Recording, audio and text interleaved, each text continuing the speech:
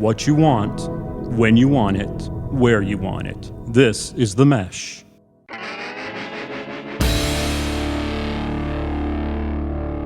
I'm with the band. Music and interviews you're going to like.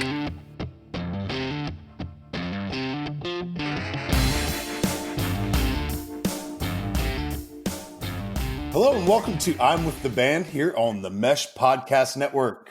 I am your host, Andrew Moose. I'm with the Band, if this is your first time listening to the podcast, invites musicians and bands of all types onto the show to discuss their current projects, their touring lives or not touring lives in this time we're living in, and their lives as musicians.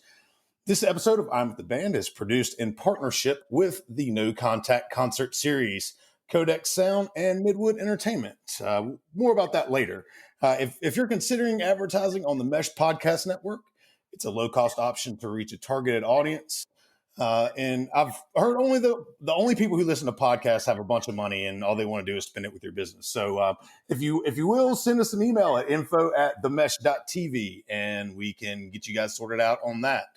Today, we are currently podcasting away from the beautiful Mesh Studios in downtown Hickory, North Carolina, and currently living through the COVID-19 pandemic. Codex Sound and Midwood, the fellows that I mentioned earlier, are putting on the No Contact series, which helps bands and fans interact with one another via the World Wide Web. And my guests today on I'm with the Band are playing the No Contact concert series this Saturday, May 16th at 8 p.m. I'd like to welcome to I'm with the Band Hank Smith and Pattie Hopkins from Hank, Pattie, and The Current. How are you guys doing today? Doing great. Doing good. Awesome. Thank you so much for coming. Just a few quick stats and facts about Hank and Pattie and The Current. Their most recent album, Rise Above, is on sale on all streaming platforms now. You can go to their website and buy it and all that good stuff. They're slated on the bill for later this fall for the Bristol Rhythm and Roots Festival. So with all this stuff going on, guys, how are you keeping busy? What's going on? We have been recording videos for our Music Monday series,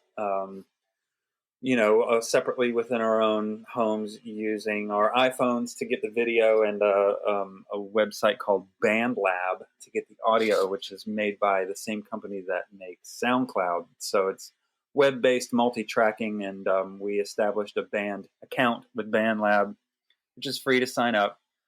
And we just go in there in projects and overdub, our parts for the songs. And we've been actually coming up with new material in all of this as well.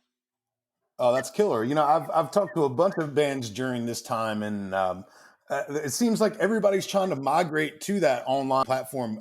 Pattie, we talked offline, and you said that you're actually doing online lessons with students now?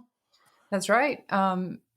Obviously, they're not going to be, traveling or coming into the house. So I have a private studio here in my home. So we've had pretty good luck here with the Zoom platform. We can even play together if they mute on their end and share screens. And it's kind of new for them. So I think everything's going great so far.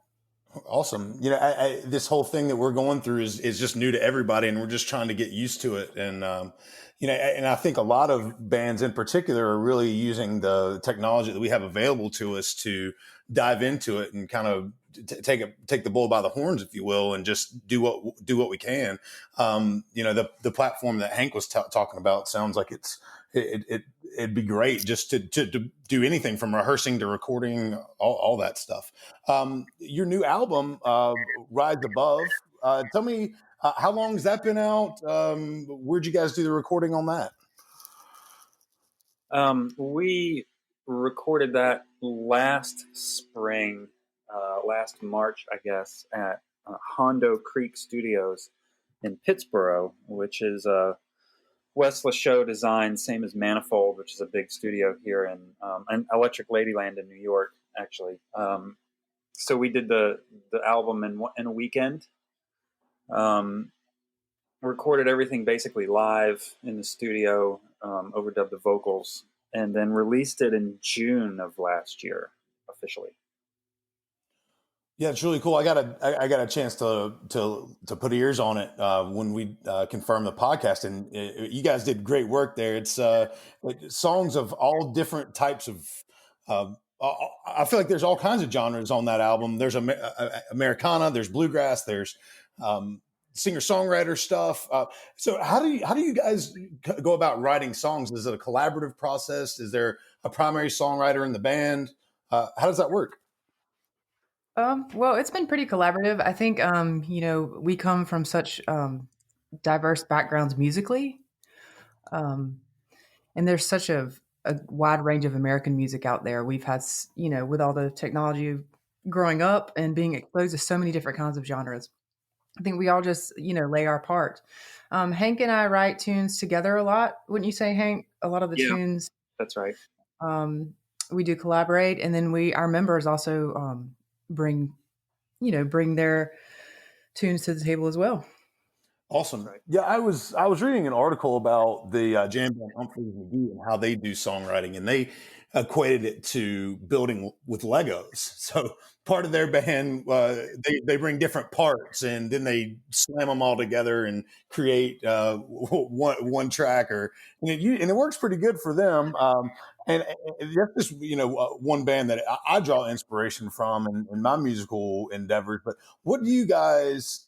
What bands or musicians in particular do you guys draw inspiration from, or are out right now that you guys would like to share with our listeners?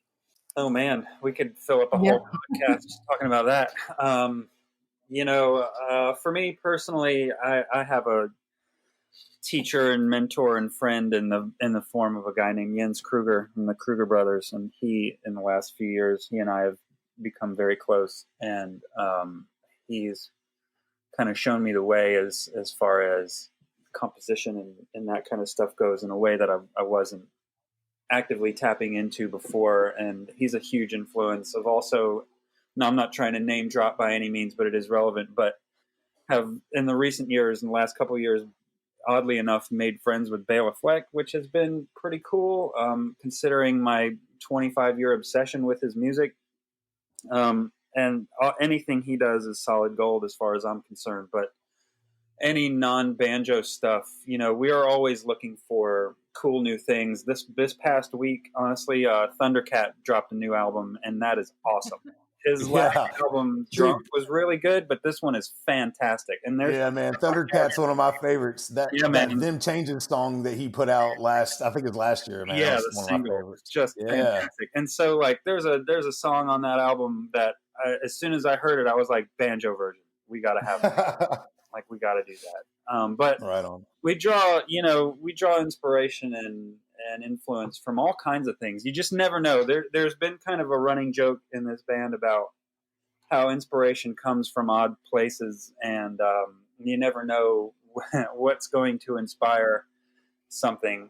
So, for example, in our song "Hold Your Head Up High," I wrote the music and Pattie wrote the words. Lyrically, subject matter wise, it's a sad song. It's kind of a tearjerker. It certainly was when we recorded it. But the main hook in that tune, when it starts up, is borrowed from the cut scenes in National Lampoon's Christmas Vacation when they open up the little doors to the Advent house. If you listen to the track and then listen to that little bit side by side, you'll know exactly where it came from. So you just never know. Pattie has a wide range of influences in her playing as well. I do. I was brought up kind of on classical violin, and living in the South, being exposed to fiddle music and primarily bluegrass really drew me in, especially when I met my husband, because he comes from a traditional bluegrass family. So, growing up listening to the great violinists too, like starting Suzuki by ear.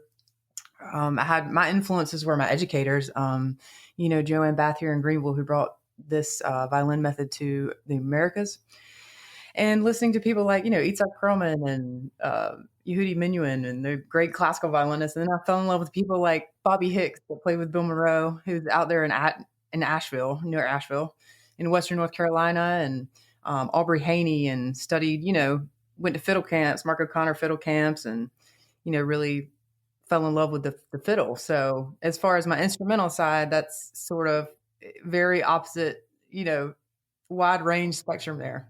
The way that bluegrass is being produced and put out right now, there is so many different genres that get piled in with bluegrass that makes the bluegrass sound just so different than what it used to be, say back, in the 50s with Bill Monroe or something like that. That's it's just so much different. How do you think the way that bluegrass has changed in the last 10 years even has progressed the genre?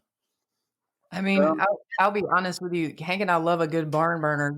Like we love that blazing bluegrass at 160. And Yeah. the dear old Dixies of the world and things like that, the banjo fiddle tunes. But I'll be honest with you. We've had multiple people approach us and say, I never liked bluegrass, or I didn't think I liked bluegrass, but I really like y'all. So Right. I mean, it's changed a lot. You get, banjo and fiddle music has re-entered the mainstream in a way that it wasn't quite to the level before, with bands like the Avett Brothers and Mumford and Sons, and to a lesser extent bands like the Punch Brothers, and all of that combined has completely changed the landscape in terms of the exposure of that kind of music to a more mainstream audience. Steve Martin's had a lot to do with that, but in terms of the evolution of the music itself, I think in general, people are more willing to experiment and kind of genre bend a little bit. There are definitely a handful of bands out there, younger bands. I don't mean like old school, old people bands, but younger bands that are trying to recapture sort of a throwback sound to the old Stanley Brothers or Flatt and Scruggs from the 40s and 50s. But then there are bands like the Punch Brothers and so on and so forth that are pushing the boundaries as far as they can go. And so we sort of do a little of both. Like, we're always looking to evolve and incorporate all of these different influences into our own playing and composition. But like Pattie mentioned, we're still pretty rooted in bluegrass. Pattie started out playing classical violin and moved into bluegrass, and I started out playing bluegrass and moved into classical music. So we the Venn diagram has a lot of overlap. We like Sure. to say that we met in the middle. Yeah, I think there's a lot of bluegrass artists that are like that maybe have started into at one genre and melded into another. I know I saw an article and watched videos about Billy Strings and what he's doing right now. Basically he's playing metal. Like he is playing metal and with bluegrass instruments, and it is awesome. Like it is going in all kinds of directions. So you mentioned Humphreys McGee earlier, and they're a metal band to me. Yeah. Oh, absolutely. Oh, completely. And I saw Billy Strings and Humphreys play the same bill together in Nashville pretty recently. So that's how genres are being built or being bended almost onto the same bill. So it's something to behold right now. So we're going to break away and listen to Hank, Pattie, and the Currents, a song from their most recent album, Rise Above. The song is called Where We Are.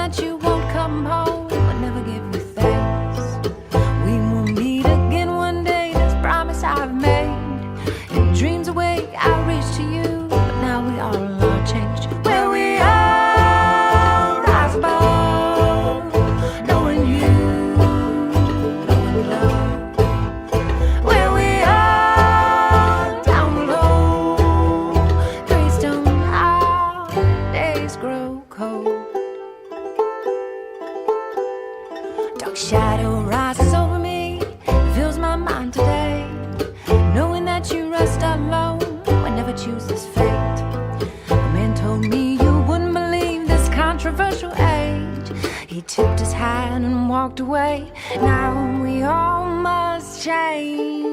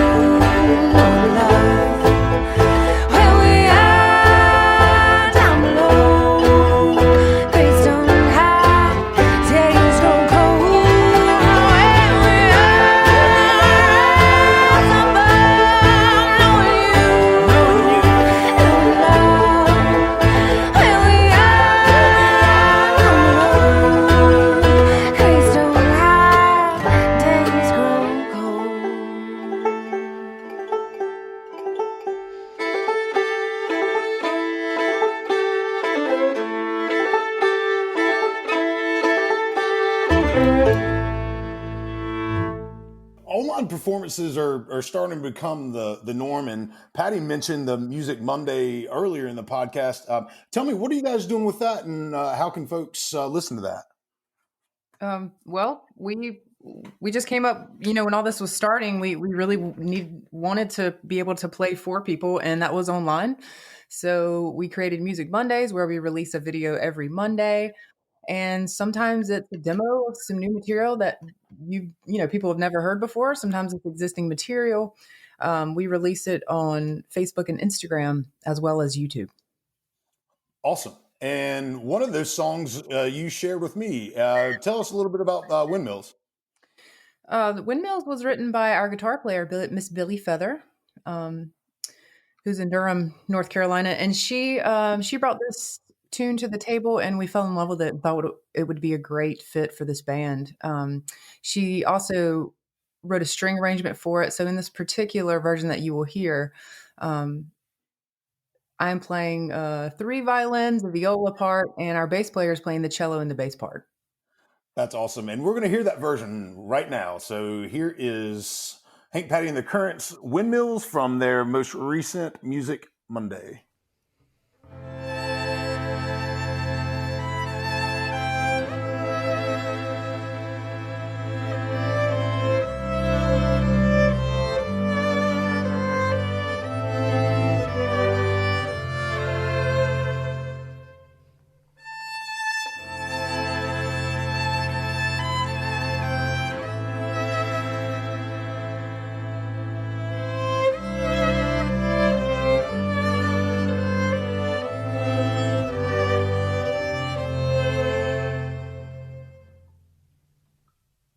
Should have left you in the airport, left breathless by your wall, late connection. You might have missed it all, or maybe a train that took us from Brussels through the countryside. But then again, I'd keep your whispers from that night. Windmills in endless days, when the sun never set, we were just getting started. Pray to Jude and all the other saints. Forgive me, I have sinned, and it's just the beginning.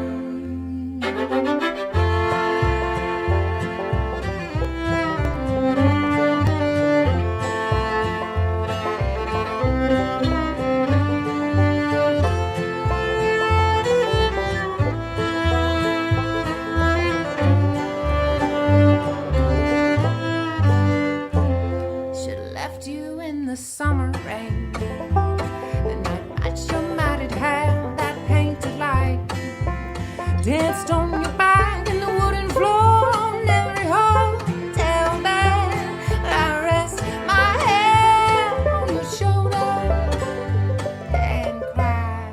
Should've left you in that alley. I brought fire escape when you finally told me you were coming back to stay. Windmills and endless days, when the sun never steps, we were just getting started. Pray that you and all the other saints give me a sin, and it's just the beginning.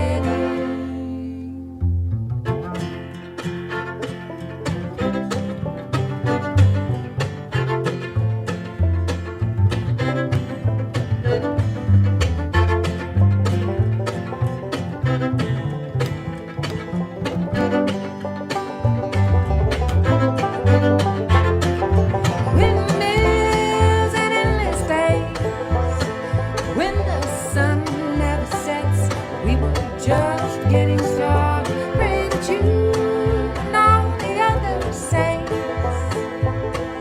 forgive me a sin, and it's just the beginning. So, guys, we like to end the podcast with I wouldn't say a rapid fire question, but just a few questions that we found that our listeners really like to hear about. What are your favorite venues to play in North and South Carolina, guys? We like our local venues here. We're like Fletcher Theater, the Lincoln Theater, the Poorhouse are always favorites. We've been playing a lot of performing arts center venues like the Reeves Theater up in Elkins and places like that, proper theaters, because we sometimes play with string quartets. We have a ton of string quartet arrangements for our music. And I think that we like the sit-down theater performing arts centers the best. Yeah, those venues tend to have a great audience. They're people that are come specifically to hear music, and that's just really turns musicians on. And we appreciate those venues that are like that allow really good live music experiences for fans. And Pattie, so what do you shout out think? to all those guys. Yeah, I mean, I agree. I think the closed environment and the attention to detail, being in a theater of some sorts, we love, adding the strings with us, and that kind of environment, I think, really appeals to people and speaks to people. On Saturday, when you guys play the No Contact concert series, are we going to be lucky enough to see a string quartet with you, or is it just going to be the 4 or 5 of you? I'm not sure if our governor would approve that. What do you think, Hank? No. That's also true. I didn't even think about that. It's called No Contact, Yeah. not some contact. String quartet. It'll just be us. Medium contact series. That's right, and it'll just be the 4 of us. We appreciate you guys coming on to I'm with the Band today. You can catch Hank, Pattie, and the Current on the No Contact concert series this Saturday on crowd-less.com, on Facebook, and on YouTube. So I'd like to thank again Hank Smith and Pattie Hopkins from Hank, Pattie, and the Current for coming on to I'm with the Band today here on The Mesh. We'd love for you guys to head over to themesh.tv and check out all of our other shows on the network. We're going to leave you today with Hank, Pattie, and the Current song, Bay of Smoke. Please be well, be safe. We'll talk to you soon. Hank and Pattie, thanks again. Thanks so much for having us. Andrew. You guys take care. Thanks.